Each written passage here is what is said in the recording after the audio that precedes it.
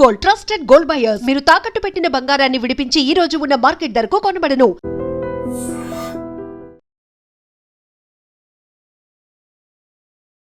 ఇంకేమున్నాయి కాలేజ్లో మీకు? కాళహస్తిలో ఇది చేశాను సార్. తర్వాత కాళహస్తి 2 టౌన్ తర్వాత నాకు ఎలక్షన్ కోడ్ రావడంతో అలిపిరికి వచ్చాను. అలిపిరి కొద్ది రోజులు పనిచేశాను. అలిపిరిలో దాని తర్వాత శ్రీకాళహస్తి రూరల్ వెళ్ళాను. అక్కడ కొద్ది రోజులు ఉండి ఏర్పేటలో మీకు రాజశేఖర్ కరోనా టైంలో చనిపోయారు రాజశేఖర్ సార్. దాని తర్వాత బివి శ్రీనివాసులని ఒక ఇన్స్పెక్టర్ గారు ఇప్పుడు సత్యవేడ్లో ఉన్నారు సార్. శ్రీ సిటీలో పనిచేస్తున్నారు సార్ దగ్గర చేశాను. ఎలక్షన్ పాయింట్ ఆఫ్ వ్యూలో 3 years కంటే ఎక్కువ ఒకే సబ్ డివిజన్లో ఉన్నాం కాబట్టి అక్కడ బదిలీ చేయడం. తర్వాత అగైన్ మళ్ళీ శ్రీకాళహస్తి రూరల్, దాని తర్వాత ఏర్పేట పోవడం జరిగింది సార్. ఏర్పేటలో ఉన్నప్పుడు రెడ్ శాండిల్ వర్క్ బాగా జరిగింది సార్. ఏర్పేట వరకు వెళ్ళకముందు సార్ అలిపిరిలో చేస్తున్నప్పుడు ఎక్కువగా ట్రాఫిక్ ప్రాబ్లం సార్, తర్వాత ఆఫీసర్లకు రూమ్లు ఏర్పాటు చేయడం, ఇవన్నీ ప్రోటోకాల్ ఉండేది. ప్రోటోకాల్ అంటే నేను పనిచేసింది 2015 సార్. ఆ టైంలో అంటే ఇన్స్పెక్టర్ గారు SHOగా ఉన్న దగ్గర ఎస్ఐలకి కొద్దిగా బర్డెన్ ఉంటుంది సార్. సెక్టార్ వైజ్గా ఉంటుంది. నాకు ఈ జీవకోన మంగళం వరకు నాకు ఈ పోలీస్ స్టేషన్కి ఈస్టర్న్ సైడ్ ఉన్నటువంటి పార్ట్ అంతా నాదే ఉండేది. లెఫ్ట్ సైడ్ లీలామహల్ నుంచి స్ట్రైట్గా LIC ట్రైనింగ్ సెంటర్ అనే రూమ్స్ లేవు అక్కడ. అక్కడ వరకు అదంతా కొద్దిగా స్లమ్ ఏరియా. ఎక్కువ ఈ రెడ్ శాండిల్ రిలేటెడ్ ముద్దాయిలు, అలాగే పైన పనిచేసే వాళ్ళు, దేవుడి కొండ మీద పనిచేసే వాళ్ళందరూ ఎక్కువ ఉంటారు. బాగా గొడవలు అంతా జరుగుతూ ఉంటాయి. వాటిని అన్నింటినీ ప్రివెంట్ చేసుకుంటూ అప్పుడు DSP గారు రవిశంకర్ రెడ్డి సార్ అని ఉండే. బాగా రౌడీ షీట్స్ ఇవన్నీ బాగా ఓపెన్ చేసాం. ఈ చిల్లరగా డబ్బులు వసూలు చేయడం, ఆటో వాళ్ళని బెదిరియడం, ఇట్లాంటిది ఎక్కువ జరుగుతూ ఉండే. వాటిని అంతా కూడా మ్యాక్సిమం కంట్రోల్లోకి తెచ్చాం సార్. లీలామాల్ సెంటర్ పనిచేశారు అక్కడ. సెంటర్ ఏంటండి 24 గంటలు రౌడీజం కనిపిస్తుంటుంది, రాత్రి ఉండదు, పగలు ఉండదు. మ్యాక్సిమం బాగా చేస్తున్నాం సార్. ఇంకా తగ్గింది, ముందుతో పోలిస్తే బాగుంది. ఇప్పుడు తెల్లవారుజామున బస్సు దిగిన వాళ్ళకి ప్రాబ్లం ఉంటుంది సార్. నైట్ టైం అక్కడ టిఫిన్ సెంటర్ తినేవాడికి ప్రాబ్లం ఉంటుంది సార్. 1 or 2 ఇష్యూస్ ఉంటాయి, కానీ ఇప్పుడు బాగా తొందరగా రెస్పాండ్ అవ్వడము, డైల్ 100 రావడము, కమాండ్ కంట్రోల్, 24 గంటలు బీటు, భద్రత, అలాగే రక్షక్ వెహికల్స్, ఈ మూమెంట్ అంతా కూడా బాగుంటుంది సార్. చాలా ఇమ్మీడియట్గా తీసుకుంటాం. ఓకే, అక్కడ నుండి మీరు శ్రీకాళహస్తి రూరల్? అవును సార్. శ్రీకాళహస్తి ఏర్పేట చేశాను. ఏర్పేట తర్వాత బంగారుపల్లెంకి వెళ్ళాను సార్.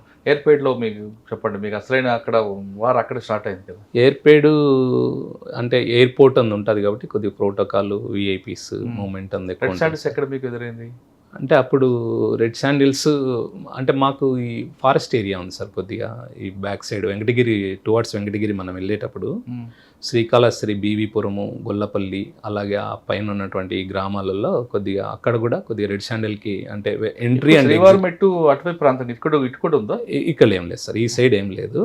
అంటే అడవి లేక్, ఫారెస్ట్ లేక్ ఎంటర్ అవ్వడానికి కానీ ఎగ్జిట్ అవ్వడానికి కానీ రూట్స్ ఉన్నాయన్నట్టు. ఇక్కడ ఏర్పేట ఏరియాలో కూడా కొన్ని రూట్స్. బాకారాపేట అటుకది ఉంటుందండి అక్కడ కూడా. అంతలకల్లా మనకు ఏదైతే శేషాచలం ఫారెస్ట్ ఏదైతే ఉందో అక్కడ అంటే పోలీస్ మూమెంట్ ఎక్కడ తక్కువగా ఉంటుంది కొద్దిగా అనేది చూసుకొని కూడా వాళ్ళు ఎగ్జిట్ అవ్వడం కానీ ఎంట్రీ అవ్వడం కానీ లాంటివి చేస్తుంటారు. సరే, ఎంట్రీ ఎగ్జిట్ని ఎలా మీరు కంట్రోల్ చేస్తారు అక్కడ? సర్వేలెన్స్ సార్ కంప్లీట్గా కానిస్టేబుల్ నందు పెట్టడం, కూంబింగ్ ఆపరేషన్స్కి అందు అటెండ్ అవుతూ ఉండడం.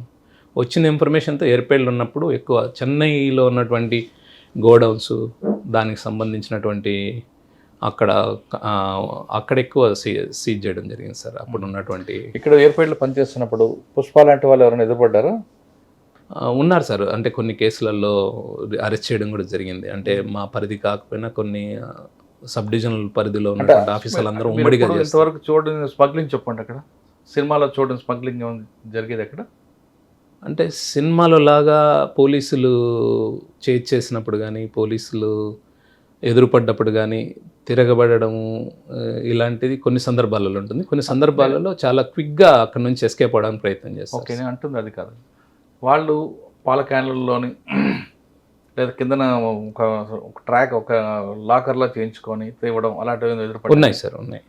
అంబులెన్స్లో తీసుకొని పోయేది లాక్స్ని, అలాగే పాల వ్యాన్లలో అందరూ తీసుకొని పోయేది, ఇలాంటివి. అలాంటి కేసులు కూడా చేసి ఉన్నాము. కాకపోతే నేను చిత్తూరు తాలూకాలో పనిచేసేటప్పుడు అంబులెన్స్ లాంటివి సీజ్ చేసి ఉన్నాము. వాటికి సమాచారం మనకు వస్తుంది. కొద్దిగా టెక్నాలజీ డెవలప్ అయిన తర్వాత మేము కూడా కొన్ని డౌట్ ఉన్న ఇన్ఫర్మేషన్ ఉన్నటువంటి వాటిలో మేము కూడా ట్రాకర్స్ లాంటివి పెట్టి కొద్దిగా తెలివిగా చేస్తే దొరుకుతాయి సార్. లేదంటే అంత ఈజీ అంటే ఎలాగా చెప్పండి ఒకసారి. అంటే మనకు GPS ట్రాకర్స్ ఉంది ఇప్పుడు అవైలబిలిటీ వచ్చేసింది సార్. బాగా మనకు డౌట్ ఉందనుకోండి, ఆ పర్టికులర్ వెహికల్కి మనం జీపీఎస్ ట్రాకర్ని అటాచ్ చేస్తాం, లైక్ అయస్కాంతం లాంటి మ్యాగ్నెట్ పెట్టడం, లేదంటే ఎక్కడన్నా దాన్ని మన ఇన్ఫార్మర్ తోటో లేదా మనమో దాన్ని సెట్ చేస్తాం కొన్ని వెహికల్స్. ఆ వెహికల్ మూమెంట్స్ని చెక్ చేస్తూ ఉంటాం, మనకు ఐడియా వచ్చేస్తుంది. అంబులెన్స్ ఎలా పట్టుకున్నారు మీరు? అంబులెన్స్ కూడా మాకు ఒక ఇన్ఫర్మేషన్ ఉంటుంది సార్, అంటే వర్క్ క్రెడిబుల్ ఇన్ఫర్మేషన్ తోటే చేసాం. ఒక దగ్గర ఆంబుస్ లాగా వేసి బ్లాక్ చేసాం ఎక్కడిదక్కడ. అంటే అంబులెన్స్ వస్తూ ఉంటుంది సార్, మనము యూనిఫామ్లో కనపడ్డా లేదా చాలా హైవేలలో 8 లైన్ హైవేలలో చాలా కష్టం ఉంటుంది. మేము చేసింది 8 లైన్ హైవే అది. అలాంటప్పుడు మనం వెంకటగిరి టు తిరుపతి? లేదు sir, Tirupati to Vellore side, Vellore Tamil Nadu. మేము ఆల్మోస్ట్ చిత్తూరు కలెక్టరేట్ దగ్గరలో ఉన్నటువంటి ఒక ఏరియాలో ఎక్కడైతే నేరోగా రోడ్డు ఉందో అలాంటి కల్వర్ట్ అలాంటివి ఉన్న ఏరియాలు, అంటే వాడికి వేరే ఛాన్స్ ఉండదు, ఇంకా వెహికల్ని సైడ్కి తీయలేకూడదు. అలాగా ఉన్న దగ్గర బ్లాక్ చేస్తేనే మనకు వర్కౌట్ అవుతుంది. అదంతా ఒక జాగ్రత్తగా ప్లాన్ చేసుకోవాలా, లేదంటే వాళ్ళు మనం హిట్ చేసుకుంటూ పోవడమో లేదా సైడ్ పోవడమో లేదా మామూలు నార్మల్ జనాలకు కూడా ఒక్కోసారి ఎఫెక్ట్ అవుతుంది. ప్రాపర్టీస్ కూడా కొన్ని ఇళ్ళ లేకందు. అంబులెన్స్ మీరు పెట్టించాడు డౌట్ రాకుండా, వాడికి డౌట్ రాకుండా మీరే ముందు పెట్టారా, లేదా మీకు ఇన్ఫర్మేషన్ వస్తే అంబులెన్స్ మీరు రెడీ చేస్తారా? ఒక అంబులెన్స్లో వస్తుందని ఇన్ఫర్మేషన్ సార్, దానికి మనం ఏం చేసాం, మన స్టాఫ్ను అక్కడక్కడ పెట్టాం, అంబులెన్స్ వస్తుంది అని మనకు చెప్తూ ఉన్నారు. మేము ఎక్కడైతే బ్లాక్ చేయాలనుకుంటున్నామో ఆ పర్టికులర్ పాయింట్ వచ్చే వరకు వెయిట్ చేస్తాం. వచ్చే ముందు ఏం చేస్తామంటే ఆల్రెడీ మేము కొన్ని లారీలు అవన్నీ తెప్పించి పెట్టుకొని ఉంటాం. అంటే వెహికల్ ఇట్లా రాగానే ముందు వెహికల్ లారీలతోటి బ్లాక్ చేస్తాము, బ్యాక్ బ్లాక్ చేస్తాము. సో మేము పక్కనే ఉంటాము ఆంబుస్ లాగా, ఇమ్మీడియట్గా పోవడం, రష్ అవ్వడం.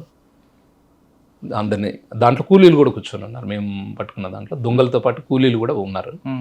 కూలీలు దొరికారు. అంబులెన్స్ లో ఎవరున్నారని అడిగారా మీరు? అంత టైం ఉండదు సార్, వాళ్ళకు తెలుసు పోలీసులు ఇంటర్వ్యూన్ అయ్యారంటే ఇంకా కంపల్సరీ రెడ్ శాండిల్ తీసుకుపోతున్నాం అని తెలిసే వచ్చారనేది వాళ్ళకు ఐడియా ఉంటుంది. ఎన్ని దొరికాయండి దొంగలు? దాంట్లో అరౌండ్ ఒక 50 దాకా దొరికాయి సార్ లాక్స్. ఎక్కడి నుంచి తీసుకొస్తున్నారట వాళ్ళు? అవి మన పాకాల ఏరియా దగ్గర నుంచి మనకు ఇన్ఫర్మేషన్ వచ్చింది సార్, అక్కడ నుంచి మనం చేసాం. కల్లూరు కల్లూరు ఆ ఏరియా.